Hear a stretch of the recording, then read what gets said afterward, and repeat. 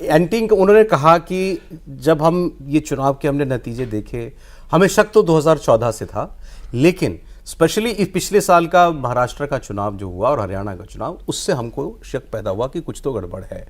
तो उन्होंने कहा जब बीजेपी जीतती है तो उसके रीजंस दिए जाते हैं कि 2019 में इसलिए जीत गई क्योंकि पुलवामा का हमला हो गया, फिर बालाकोट की एयर स्ट्राइक हो गई, और कभी महाराष्ट्र इसलिए जीत गई क्योंकि वो लड़की बहन योजना स्कीम हो गई, महिलाओं को सीधे पैसा देने वाली।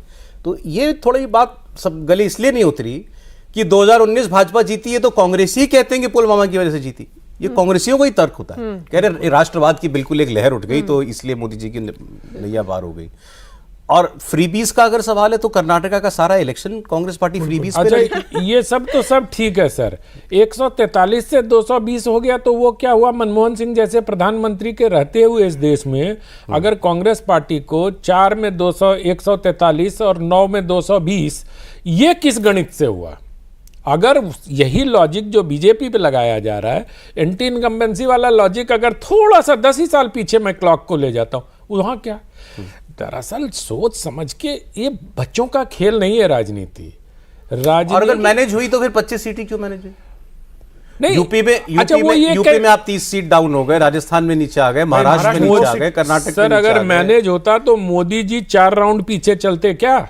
ये बताओ, आप बताओ। अजय राय से 4 राउंड, हम लोग स्टूडियो में थे ना उस दिन आप ही के साथ, और हम लोग मतलब देख रहे थे कि लगातार मोदी जी 4 या 5 राउंड पीछे चले, फिर आगे आए और 1.5 लाख से जीते। वो स्मृति ईरानी हारती क्या अगर मैनेज किया जा सकता था? तो रायबरेली में राहुल जी जीतते क्या अगर मैनेज किया जा सकता था? तो अयोध्या में क्या बीजेपी हारती? मुजफ्फरनगर में संजीव बालियान हारते? मैं यही कह रहा हूं कि ये अगर मैनेजमेंट होता तो ये जो 5-6 सीटें मैंने आपको बताई हैं, ये तो सबसे पहले मैनेज होती, ये तो सबसे पहले मैनेज होनी चाहिए थी ना। मोदी जी की, स्मृति ईरानी की, जो बीजेपी दूसरे नंबर की पार्टी हो गई उत्तर प्रदेश में, कम से कम नंबर 1 तो कर लेते मैनेज करके। तो ये ऐसे जुवेनाइल आरोप हैं, इसका कोई सिर पैर नहीं है।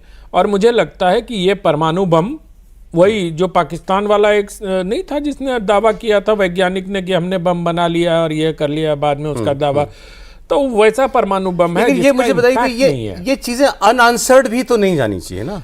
इलेक्शन कमीशन ने अंडर ओथ मांगा कि आप जवाब दो मुझे, आप मुझे सबूत दो। राहुल गांधी ओथ पर नहीं देंगे, सब जानते हैं, आप मुझे भी यही लगता है नहीं देंगे हलफनामे पे, तो फिर इसका जवाब ही नहीं आएगा कभी।